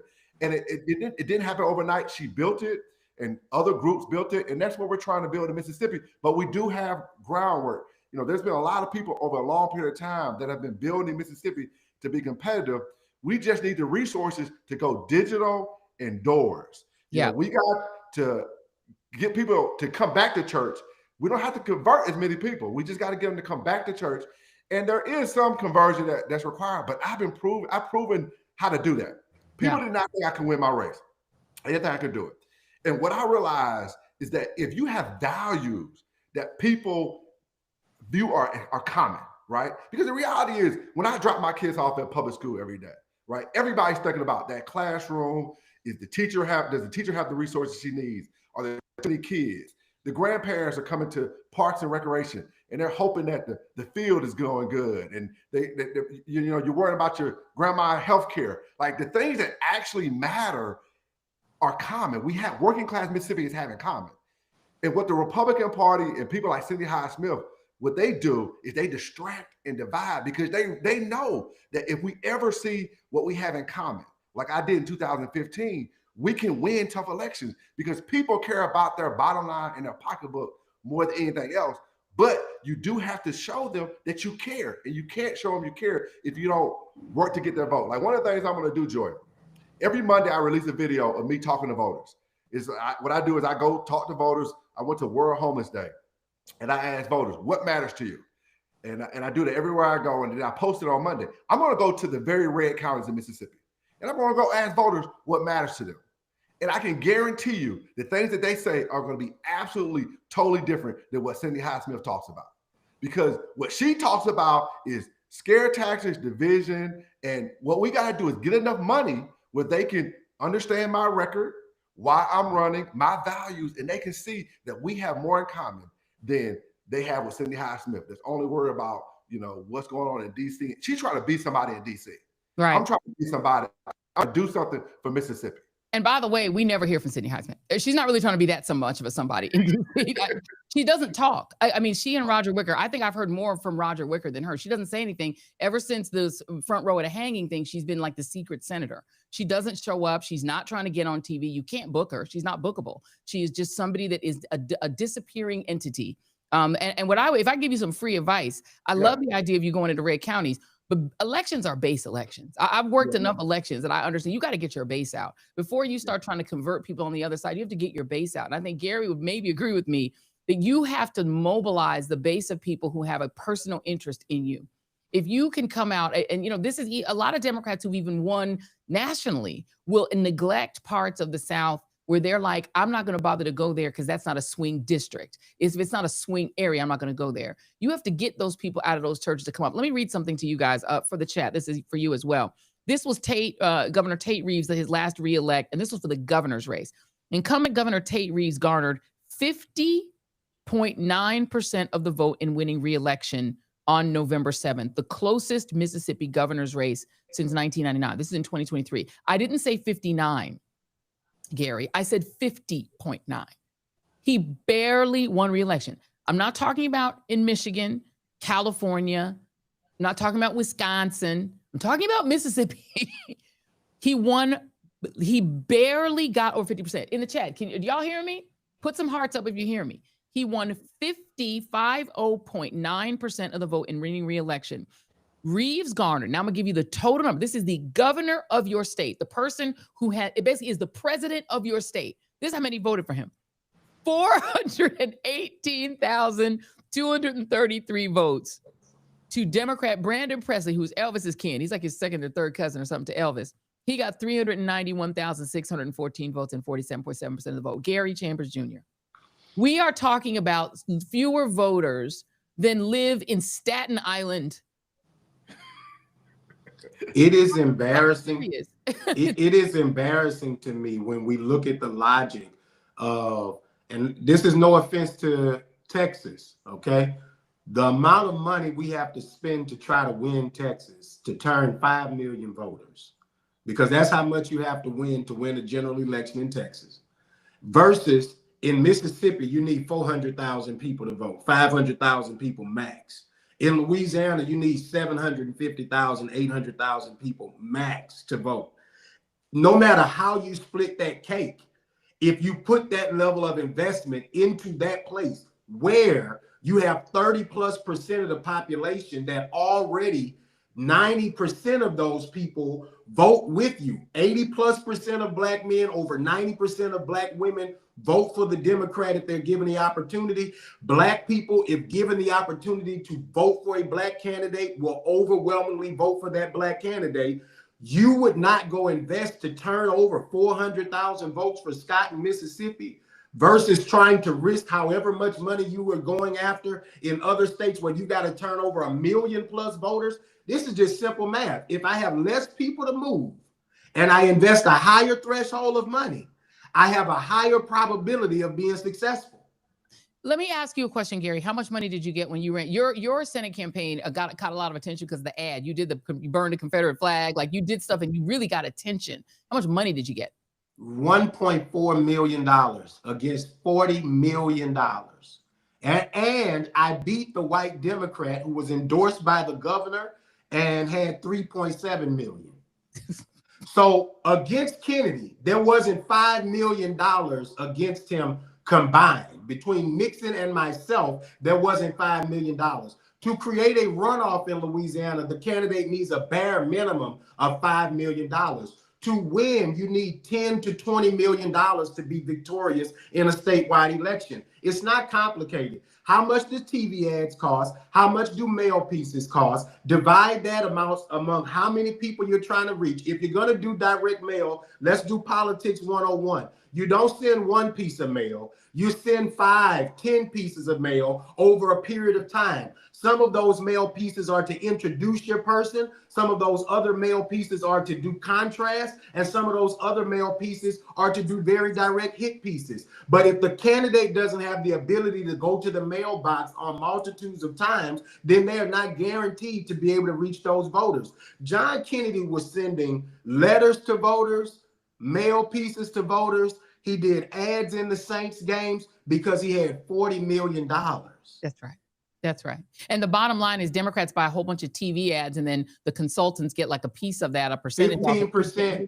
Yeah. Consultants get 15%. If you are a media ad buyer, you get 15% of every dollar spent on TV. So that's why they force candidates to spend money on TV rather than on their ground game. I love what Scott said about digital and doors, because why are Black voters not showing up? Who came to see about me? Yeah. If you didn't come to my neighborhood and I'm not watching TV, how in the hell did you expect Black voters to show up for an election when they're dealing with the chaos of the reality of their life in a Trump America. Yeah. And if you are black in the South, you're not just in a Trump America, you're in a, what's your governor's name, Scott? Tate Reeves. Tate Reeves and a Jeff Landry America. That's right. A Liz Morrell America, who's fighting in the Supreme Court to take away your voting rights right now. That's correct. And while the Democratic Party ignored them, Joy. And the thing that I will never get over that series when Mandela Barnes and Sherry Beasley and Val Demings all lost. And I will tell you why. That each of them listened to the consultants of record. And the consultants of record got the money again and spent all that money on TV doing ads in Florida saying Val Demings was the police and black folks were not, they did not go into Liberty City. They were not, if you, and having done campaigns, I'm telling you, TV ads are sexy and it's very tempting for Democratic candidates to listen to those consultants and spend all their money on TV. That seems obvious. It's TV. People are not watching TV. Here's the problem, Joy. I'm sorry to jump in there, but when I ran at the same time as them, and nobody can tell me any one of their ads. But with less money, everybody can tell me about the ads that we made here in Louisiana. And nobody from the Democratic Party has called us 3 years later to say, what are we doing wrong in ads? That's correct. And we are not, we're not winning for not having good candidates, folks. We're not winning because not having the right strategies. When we have good candidates, Mike Espy should have been able to win. Gary Chambers Jr. should have been able to win. They're lacking money and support and also using consultants. What about Latasha Brown, Black Voters Matter Fund? That's where the money should be going. When you do get the money, Scott, I hope that you will admit that that money is going to be invested in people that actually know how to win Black voters, who actually know how to win poor folks. There are a lot of poor folks who don't get asked either. Ask Bishop Barber. No one's asking poor white people to vote either. Poor brown people. Ask poor folks to vote. They don't vote. Poor people do not vote against their interests. They don't vote. Scott Colom, I'm going to give you the last word on this. Thank you so much. I would just say I learned that lesson the right way by winning a tough election. I mean, we knocked on every door 4 or 5 times. And the key to it is that door you knock, you talk to one person, that's really like talking to 5 people. Yeah. Because they're going to spread your message. And I totally agree with you all. We got to do things differently. If you look at what I've been trying to do on digital, I've been trying to do different creative ads, and we're going to reach voters where they are. But I will say this final point, because when we talk about the Democratic Party, one of the things that we have to also talk about is the small dollar donor base. Yes. Because they have to get excited about diverse candidates. They too often fall in love with the same type of candidate, and those people then get a bunch of money, and they don't have to do call time. They don't have to raise money the hard way. They can do a bunch of town halls and a bunch of meetings because they're getting people excited, giving $5, $10. Well, let me tell everybody out there, I've been working really hard for the last 10 years. I'm working class. If you don't believe I work, ask my wife how hard we have to work. I'm working class. And so if you want a working class candidate that's committed to making a difference for the state of Mississippi and for the country, I don't believe there's a better candidate than Scott Colom. Go to scottcolom.com, SCOTTCOLOM. Thank you so much for having me, Joy. Thanks for joining us. And I was going to ask you to give your website, but that's a real professional candidate. So let me go ahead and drop my website. Make sure that they know. Gary Chambers Jr. and Scott Colom. We're going to make sure that we put the link in the description so that everybody can click right on it. I'll put it in the Substack as well so that everyone can follow you. And I wish you the best of luck, my brother. Keep me posted on how your race is going. You can come back here anytime. Appreciate it. Thank you very much. That was a power lesson. Now, y'all just got $1 million a game for free. You got it for free because we're trying to tell y'all how you can win elections. It can be done. You can win in these states. All right, let's move on to our final topic tonight. Among the people who showed up for these No Kings Day 2 events, No Kings Part 2 events, was Randi Weingarten, who's very much well known as the leader of the teachers. Here is some of her speech. This is E1. Republicans, Democrats, Independents, Black, Brown, White, this 68-year-old Jewish baby boomer, Muslim small business owners, Christian Gen Zers. This is, as I said, we are the majority of America. And what do we want? What do we want? We want the promise of America for everyone.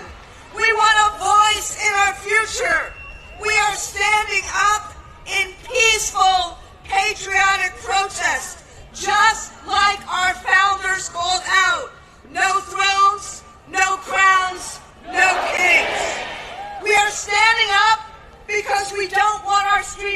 militarized. We don't want our neighbors disappeared by masked Asians. And joining me now is Randi Weingarten. She is president of the 1.8 million member American Federation of Teachers, which represents teachers, paraprofessionals, and school-related personnel, higher education faculty and staff, nurses and other healthcare professionals, local, state, and federal government employees, and early childhood educators. She's got a great new book. We're going to put the book up, and it's a great title. I love this title. I have started reading the book. It's called Why Fascists Fear Teachers. It is my current read. I just got finished reading the Karine Jean-Pierre book. I have moved on to Why Fascists Fear Teachers. Randi Weingarten, it's good to see you. Thanks for being here. You too, Joy. So I went on, I made the huge mistake of looking on Twitter at the comments to that wonderful speech that you gave. And people on the right were like, look at this psychopath, Randi Weingarten. This is madness, because you actually said like nice things about diverse people. like people think you're crazy. How are you? And I mean, I thought they were like, commenting on the fact that I'm a 68-year-old Jewish lesbian baby boomer. they said So that too. maybe it was Yeah, that. they said that makes you a commie. Yeah. Yeah. I mean, it's just, it's kind of like, remember when we were in kindergarten, we would say sticks and stones might break my bones, but names will never harm me. Amen. I mean, it just feels like they, and I don't, I don't begrudge people who feel like the world or the country has left them behind. They see the choice between the cruelty of Trump and a broken status quo. I mean, you were just talking about that. And you and I, keep saying, how do we make the world better? But you actually need a democracy. If you're not the king or the dictator or the people at that moment who are next to the king or the dictator of the rule of one, if you're not in that privileged few, you need a democracy to make changes to make the world better, or the country better, or the locality better. And part of what I was trying to do in that speech was to actually say that, and using my teacher voice, and I just to make the point that it was even our founders, who I don't want to put on a pedestal, but they actually said that they were creating the Constitution and Declaration of Rights of Independence to stop kings. Yeah. And so reminding, I think that the Twitter verse goes crazy. The quieter I get, the more direct I get, the more I don't call them names, because I really want us to be heard. And what you saw, I think, that day, because they went after all these old white people. Yeah. What you saw was, how many times have we said we all have to show up? And there was a whole lot of people that showed up on Saturday and said, no, we don't like this. And I think, I'll say one more thing. A week and a half, 10 days they spent trying to fear people, trying to tell people not to show up. Mm-hmm. And look how many people showed up. Yeah. And I think that speaks volumes Yeah. about why they're going so crazy. Well, speaking of people who are next to the dictator, I have to play this because I welcome any opportunity to criticize this person, J.D. Vance, who attacked you very, very personally during the last campaign. He singled you out in a way that I think was really gross. I want to give you a chance to respond. Here's J.D. Vance in 2024. So many of the leaders of the left, and I hate to be so personal about this, but they're people without kids trying to brainwash the minds of our children. And that really disorients me and it really disturbs me. Randi Weingarten, who's the head of the most powerful teachers union in the country, she doesn't have a single child. If she wants to brainwash and destroy the minds of children, she should have some of her own and leave ours the hell alone.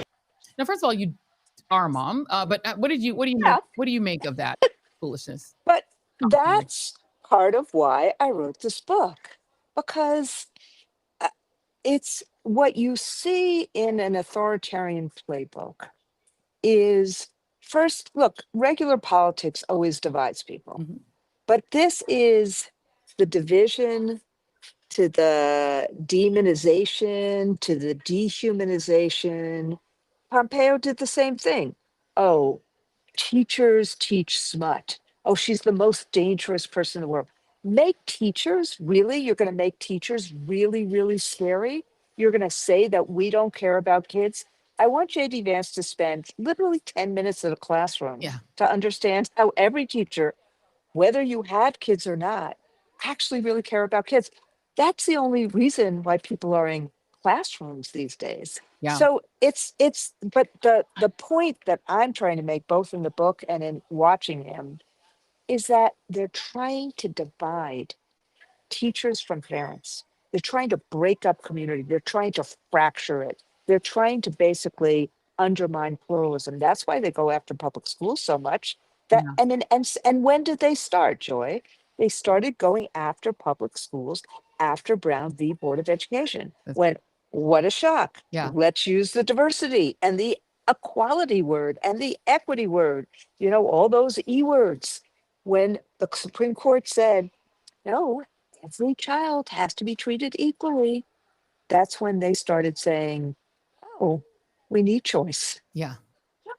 And so, I mean, the book is called Why Fascists Fear Teachers. What is it about teachers that they seem to be so afraid of? Because I know my best teachers thought of their classrooms as being their kids. We were the extension of their own family. They took it very personally, that they cared about teachers, where we went to going to go to college, what our dreams were. They are sort of in loco parentis. And you don't really do that for such low pay if you don't actually care about children. So why do you think that the right feels that it is so easy, and they think it will be so effective to demonize this group of really selfless people? I think it's three reasons. And just like, look, and not every teacher is perfect, and not all of us teach every kid perfectly. But let me just say, I mean, my kids, look, I call them my kids, the kids I taught. Yeah. And my mom did the same thing when she taught kids. And you're right. I have kids and grandkids, but that's besides the point. They're my kids. I bleed for them. I care about them. I want them to be successful. I mean, I remember Kamala Harris at our convention talked about her second grade teacher who came to her law school graduation. So many people have that. So this is what I think it is. I think it's three things. One, and they are very good at actually complaining about what they're doing. So they basically fear knowledge. What they fear is critical thinking. And they actually fear the fact that teachers, and I keep saying, look, our outside job as advocates are different than our inside classroom job. In our inside classroom job, we teach kids how to think, not what to think. And if I had the daughter or the son of a stochastic terrorist in my classroom, I'd have to really still figure out how to love that kid and how to figure out how to teach that kid. Yeah. None of us say, oh, the first day of school. Okay, the Republicans, you sit here. The Democrats, you sit here. The Independents, we don't do that. It's ridiculous. So they are really afraid of kids having agency and being able to discern fact from fiction and being able, that's why they erase history. Yeah. That's why they ban books. It's that whole notion of thinking. And the second piece that I think they're really afraid of is that what you do in schools is you create community and you try to create a safe and welcoming both classroom and campus. And what, if you think about authoritarians in particular, fear, apathy, isolation. So it's the opposite of what we're trying to do in schools to really create the habits of and the practice of democracy and community. And the third thing, go ahead, please. And I would just say, and the third thing they really particularly hate about teacher unions is that we actually have more density as a union, more teachers are members of unions than pretty much any other profession. And we're also disproportionately female, and it creates it creates a little power. So they hate that because the power in the authoritarian playbook always has to go to the strong man who is all powerful. Yeah. So you have those three reasons that they really, really hate that we're creating agency, opportunity for every single child in who we are in locus parentis form. And isn't part of it, though, because one of the things that the right seems to really be terrified of is the increasing number of young people who identify as LGBTQ. And one of the things Yes. about school is that you're not in front of your parents. And so if your parents are very right wing, but you can't come out to your parents, sometimes you can confide in a teacher. There are young people who cannot present as trans at home, but at school, they can have that little bit of freedom to dress a little differently, to be a little of themselves. And isn't that what they're afraid of, is that schools are not rigidly indoctrinating children to be right wing, and they're not reading their version of what they think is in the Bible. Like that's what they want, right? They're afraid that when you step outside of home, you might be able to be yourself, and the yourself Correct. might not be the right wing little, curmudgeon that they want you to be. Or look, it could also be, I mean, I don't see this that much, but it could also, be, you're not the left-wing person that your parents might be, or things Yeah, like that. absolutely. All I'm saying is that, so that question, I mean, this about me anyway. Look, I was one of those closeted gay people. I didn't come out to my parents when I was in high school or when I was in college, and I needed adults who I could confide in. And more because, I mean, this is the 70s. Yeah. It was pretty scary. It was like, so there's a difference, and I want to be really clear. If a kid is about to harm him, her, or their self, you have to be involved with their parents. You have to do those kind of things. But if a kid is just trying to figure out who that kid is, if a kid has a nickname, like my real name is Rhonda, nobody uses it. Everybody uses like, really? You'd have to go. Your name is Randy. No, you would go and ask my parents, like, really? I couldn't present in second grade or third grade and say, please call me Randy. You'd have to go to my parents and say, should we do that? Right. It's ridiculous. Yeah. And what's happening is it's disrupting the relationship, and it's also suggesting that teachers don't actually understand if a kid is self-harming. If we have to protect kids, that of course we'll go to the parents. But we have to protect kids. They're also expecting, though, teachers to carry guns and be the people who stop a mass shooter. And at the same time, right, they don't trust them to read a book to a kid, but they trust them to have a gun in the school. The whole thing is, or turn them over to ICE, by the way. Crazy. Like we're supposed to, which we're not going to do. And frankly, most teachers in America are not going to carry guns. And, we don't want kids to carry their cell phones anymore. Yeah. Yeah. So, but it's that lack of trust about the very basic relationship between teacher and child. Yeah. And that relationship is really, really, really important in terms of the habits of democracy and humanity. Amen. The book is called Why Fascists Fear Teachers. We're going to put a link to the book. If you want to check out the book, you can buy it in the Joy Reid store. You just go to shop.joyreid.show.com. Or no, sorry, shop.joyandreid.com. I messed up my own URL, shop.joyandreid.com. You can pick up a copy of the book, read it, and hopefully you will be inspired and empowered by it. Randi Weingarten, thank you so much for being here. Say hi to your lovely partner. It's good to see you. I will. Thanks. Thank you. All right. And that's it, y'all. We have come to the end of the show. Now, we should have had a moment of joy. It is on me that we did not field one for the day because we were so busy trying to get the show together that I had one that I wasn't 100% confident in. And I don't want to play it unless I can really verify what the source of it is. But so I think our moment of joy, Jason, it should just be that we should, at the end of the show, maybe we'll just play our little music for our team or for our friends, and we'll just dance along to it. But before we do that, I want to let you all know that the store is open.